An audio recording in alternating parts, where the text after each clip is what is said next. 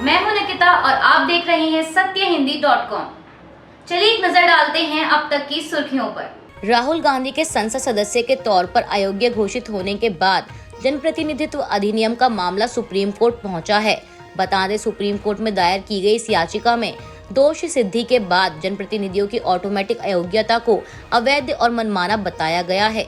याचिका में जनप्रतिनिधित्व अधिनियम की धारा 8(3) की संवैधानिक वैधता को चुनौती दी गई है और इसे संविधान के विपरीत घोषित करने की मांग की गई है। याचिका में कहा गया है कि ऑटोमेटिक अयोग्यता समानता के अधिकार का उल्लंघन है। बता दें, सुप्रीम कोर्ट में यह याचिका सामाजिक कार्यकर्ता आभा मुरलीधरन की तरफ से दाखिल की गई है। याचिका में कहा गया है कि चुने हुए प्रतिनिधि को सजा होते ही उनकी सदस्यता जाना असंवैधानिक है। दरअसल इसी धारा के तहत किसी भी जनप्रतिनिधि को 2 साल या उससे ऊपर की सजा पर उनकी सदस्यता को रद्द किया जाता है। याचिका में कहा गया है कि वायनाड से सांसद राहुल गांधी को अयोग्य घोषित करने के मामले के कारण सुप्रीम कोर्ट में याचिका दाखिल की गई है। गौरतलब है कि 2013 में सुप्रीम कोर्ट ने जनप्रतिनिधित्व अधिनियम 1951 की धारा 8(4) को रद्द कर दिया था और सुप्रीम कोर्ट का यह फैसला मशहूर लिली थॉमस बनाम भारत संघ के नाम से चर्चित हुआ था। केरल के वकील लिली थॉमस ने जनप्रतिनिधित्व कानून की धारा 8(4) के खिलाफ सुप्रीम कोर्ट में याचिका दायर की थी, जिसमें इसे रद्द करने की मांग की गई थी। इसके पक्ष में तर्क दिया गया कि यह धारा दोषी सांसदों और विधायकों की सदस्यता बचाती है जब तक कि ऊपरी अदालत से फैसला न आ जाए। इसके बाद तत्कालीन प्रधानमंत्री मनमोहन सिंह के नेतृत्व वाली यूपीए सरकार सुप्रीम कोर्ट के फैसले के काट के तौर पर एक अध्यादेश लेकर आई थी और 2013 में लाए गए इस अध्यादेश में विधायक या सांसद को सजा के बाद 3 महीने तक इससे राहत दिए जाने का प्रावधान किया गया था। अध्यादेश में कहा गया था कि सजा याफ्ता मौजूदा सांसद विधायक को 3 महीने तक अयोग्य नहीं ठहराया जा सकता है। इसके साथ ही अगर इन 3 महीनों के भीतर मौजूदा सांसद विधायक सजा की तारीख से 3 महीने के अंदर अपील दायर करता है तो उसे तब तक अयोग्य नहीं ठहराया जा सकता जब तक अपील पर फैसला नहीं आ जाता। इसके बाद अध्यादेश को मनमोहन सिंह के नेतृत्व वाली कैबिनेट से पास किया गया और मंजूरी के लिए राष्ट्रपति के पास भेजा गया, लेकिन राहुल गांधी ने एक प्रेस कॉन्फ्रेंस के दौरान इस अध्यादेश की कॉपी को फाड़ दिया था और इस अध्यादेश को पूरी तरह बकवास कहा था। बाद में इस अध्यादेश को कैबिनेट ने वापस ले लिया। राहुल के इस फैसले की आज तक आलोचना होती है। कांग्रेस नेता राहुल गांधी की लोकसभा सदस्यता जाने के बाद राजनीतिक गलियारों में माहौल गरमाया हुआ है। इस बीच खबर है कि कांग्रेस के पूर्व अध्यक्ष राहुल गांधी की सदस्यता रद्द होने पर अमेरिका के एक सांसद ने बड़ा बयान दिया है।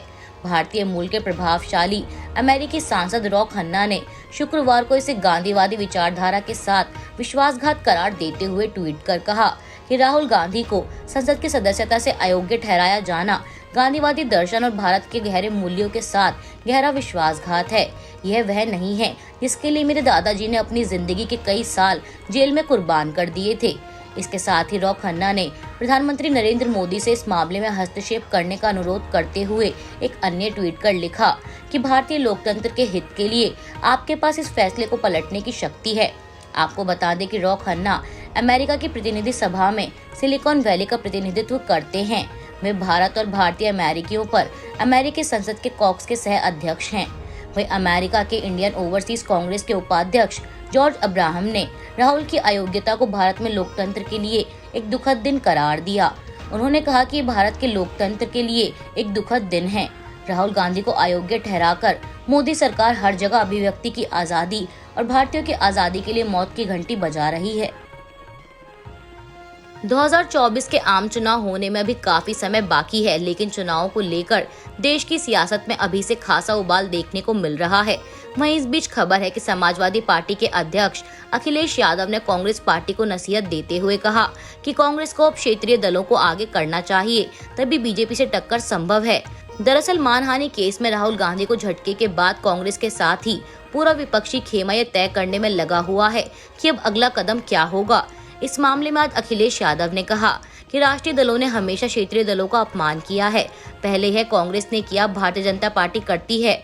यह कांग्रेस के लिए एक मौका है, वे क्षेत्रीय दलों को आगे रखें और फिर चुनाव लड़ें, तभी वे भाजपा के खिलाफ जीत सकते हैं। यह कांग्रेस की जिम्मेदारी है। अखिलेश ने कहा कि मैं देख रहा हूं कि भारतीय जनता पार्टी के सीनियर से सीनियर नेता से लेकर जमीनी नेता कह रहे हैं कि पिछड़ों का अपमान हो गया। बीजेपी के लोगों ने हमारे मुख्यमंत्री आवास को गंगा जल से धोया था, तब अपमान नहीं हुआ। अखिलेश ने कहा कि जो 15 लाख रुपए देने की बात की थी वह मानहानि नहीं होगा। रीजनल पार्टियों के साथ हमेशा यही व्यवहार हुआ है, चाहे वे दक्षिण की पार्टी हो या उत्तर भारत की रीजनल पार्टी हो। अगर आप रीजनल पार्टी के नेता हैं तो राष्ट्रीय पार्टी के नेता हमेशा आपको अपमानित करते हैं। पहले कांग्रेस ने ये किया और आज भारतीय जनता पार्टी है कर रही है। बिहार के उप मुख्यमंत्री तेजस्वी यादव आज शनिवार को लैंड फॉर जॉब मामले में पूछताछ के लिए दिल्ली में सीबीआई के सामने पेश हुए हैं। बता दें, सीबीआई ने इससे पहले भी उन्हें 3 बार समन भेजा था, लेकिन पत्नी के खराब स्वास्थ्य का हवाला देकर वो पूछताछ के लिए नहीं गए। वहीं तेजस्वी यादव की बहन और आरजेडी की राज्यसभा सांसद मीसा भारती को भी ईडी ने नौकरी के बदले जमीन मामले में पूछताछ के लिए बुलाया है। सीबीआई दफ्तर पहुंचकर बिहार के उप मुख्यमंत्री तेजस्वी यादव ने कहा कि जांच एजेंसियों का शुरू से सहयोग किया है। देश के माहौल को आप समझ रहे हैं, झुकना आसान है लेकिन लड़ना बेहद मुश्किल है। उन्होंने कहा कि हमने लड़ने का फैसला किया है, हम लड़ेंगे और जीतेंगे। तेजस्वी यादव ने इस मामले को विछंड करार देते हुए कहा कि जब नौकरियों के लिए जमीन के कथित अपराध की बात की जा रही है तब उनकी उम्र बहुत कम थी। आपको बता दें कि दिल्ली के न्यू फ्रेंड्स कॉलोनी का घर कथित रूप से तेजस्वी यादव के नाम पर है। एजेंसियों द्वारा जांच से पता चला है कि न्यू फ्रेंड्स कॉलोनी का घर AB एक्सपोर्ट्स प्राइवेट लिमिटेड के नाम पर रजिस्टर्ड है, जो कि कथित तौर पर यादव परिवार के स्वामित्व वाली कंपनी है। यह घर 4 लाख रुपए में खरीदा गया था और एजेंसियों के मुताबिक इस घर का वर्तमान बाजार मूल्य लगभग 150 करोड़ रुपए है। आरोप है कि संपत्ति को खरीदने के लिए भारी मात्रा में नकदी और अवैध धन कथित तौर पर भेजा गया था। मुंबई की कुछ कंपनियां जो गहनों का कारोबार करती हैं, वे भी इसमें शामिल थीं। कांग्रेस सांसद कोमाटी रेड्डी वेंकट रेड्डी ने कल गुरुवार को प्रधानमंत्री नरेंद्र मोदी से मुलाकात की। वहीं उनकी इस मुलाकात से अब कर्नाटक में सियासी पारा चढ़ता नजर आ रहा है। दरअसल पीएम मोदी और कोमाटी रेड्डी की मुलाकात के एक दिन बाद तेलंगाना कांग्रेस के प्रमुख रेवंत रेड्डी ने शुक्रवार को कहा कि वह इस मामले को गंभीरता से लेंगे और इस बारे में पार्टी अध्यक्ष मल्लिकार्जुन खड़गे के साथ चर्चा करेंगे।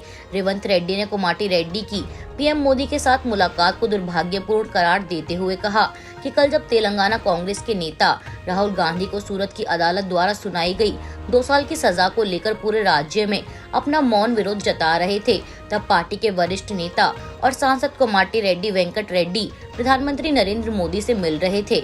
यह वाकई बेहद दुर्भाग्यपूर्ण है। मैं उनके व्यवहार और प्रधानमंत्री से उनकी मुलाकात से हैरान था। मैं इसे बहुत गंभीरता से लूंगा और कांग्रेस प्रमुख मल्लिकार्जुन खड़गे के साथ इस मुद्दे पर चर्चा करूंगा। आपको बता दें कि कोमाटी रेड्डी वेंकट रेड्डी ने गुरुवार को दिल्ली में प्रधानमंत्री नरेंद्र मोदी से मुलाकात की थी और इस मुलाकात को लेकर उन्होंने कहा है कि उनकी यह मुलाकात उनके संसदीय क्षेत्र के विकास से जुड़े कामों पर चर्चा के लिए हुई थी। इसे लेकर कोमाटी रेड्डी ने ट्वीट कर लिखा कि मैंने प्रधानमंत्री नरेंद्र मोदी से मुलाकात की। मैंने उनके साथ भुवनगिरी संसदीय क्षेत्र में कई मुद्दों पर चर्चा की। मैंने हैदराबाद मेट्रो रेल को एलबी नगर से हयात नगर तक बढ़ाने का अनुरोध किया है। मैंने उन्हें बताया कि इसके लिए बड़े स्तर पर कार्रवाई करने की जरूरत है। वहीं अब कांग्रेस सांसद की प्रधानमंत्री मोदी से इस मुलाकात के बाद कर्नाटक में सियासी उबाल आ गया है। खालिस्तान समर्थक प्रदर्शनकारियों द्वारा ब्रिटेन में भारतीय उच्चायोग में भारतीय तिरंगा हटाने की कोशिश की घटना पर कड़ा रुख अपनाते हुए विदेश मंत्री एस जयशंकर ने शुक्रवार को बेंगलुरु दक्षिण के सांसद तेजस्वी सूर्या द्वारा आयोजित एक कार्यक्रम में कहा कि भारत सुरक्षा के अलग अलग मानकों को स्वीकार नहीं करेगा। उन्होंने ब्रिटेन पर उच्चायोग के राजनयिकों को सुरक्षा प्रदान करने के दायित्व को पूरा नहीं करने का आरोप लगाते हुए कहा कि ध्वज और उच्चायोग की सुरक्षा पर इस मामले में ब्रिटेन में देश का दायित्व है कि वह राजनयिक को अपना काम करने के लिए सुरक्षा प्रदान करे। उन्होंने कहा, दूतावास या उच्चायोग या वाणिज्य दूतावास और उनके परिसर की सुरक्षा सुनिश्चित करना उस देश का दायित्व है जहां वह स्थित हैं। इन दायित्वों को पूरा नहीं किया गया है। अभी के लिए बस इतना ही। बाकी की खबरों के लिए बने रहिए सत्यहिंदी.com के साथ।